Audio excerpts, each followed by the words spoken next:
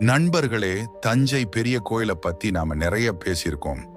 ஆனா ராஜராஜ சோழனின் மகன் மாவீரன் இராஜேந்திர சோழன் தஞ்சையை விட்டுட்டு ஏன் ஒரு புது தலைநகரத்தை உருவாக்கினாரு? கங்கை கொண்ட சோழபுரம் அப்படின்ற அந்த நகரம் எப்படி உலகத்தின் மையப்புள்ளியா மாறுச்சு?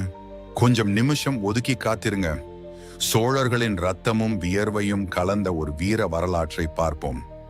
இராஜேந்திர சோழன் சாதாரண மன்னன் இல்லப்பா. இந்தியாவிலேயே முதலா கடற்படையை நேவி உருவாக்கி இந்தோனேஷியா மலேசியா வரைக்கும் கொடிநாட்டியவர்.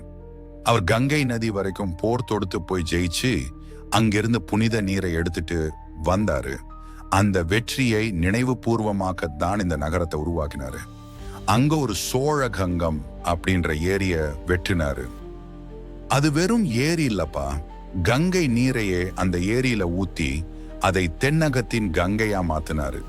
தஞ்சை பெரிய கோயில் கோபுரம் நேராக கம்பீரமா இருக்கும்.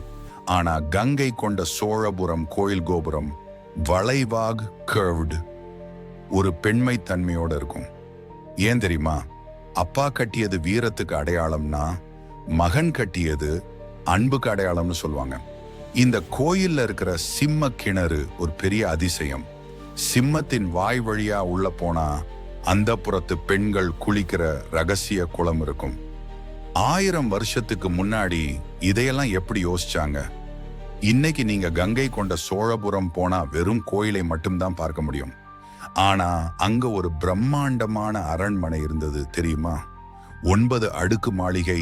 அது சோழீஸ்வரம்னு அழைக்கப்பட்ட அந்த நகரம் எப்படி தரைமட்டமாச்சு? பிற்கால பாண்டியர்கள் சோழர்களை வீழ்த்தினப்போ கோபத்துல மொத்த நகரத்தையும் இடிச்சு தரைமட்டமாக்கி அங்க உப்பை போட்டு உழுதுட்டு போனாங்கன்னு வரலாறு சொல்லுது. இன்னைக்கு அந்த அரண்மனை இருந்த இடம் ஒரு மேடா, மாளிகை மேடு மட்டும்தான் இருக்கு. ஒரு மாபெரும் பேரரசு கடல் கடந்து கொடி நாட்டிய ஒரு இனம் கடைசியில மண்மேடா போனது காலத்தின் கட்டாயம். ஆனா இன்னைக்கும் அந்த ஈஸ்வரன் கோயில் மட்டும் நிமிர்ந்து நிக்குது. சோழர்களின் புகழை பாடிக்கிட்டு உங்களுக்கு ஒரு புதிய உலகத்தை காட்டியிருக்கோன்னு நம்புறேன்.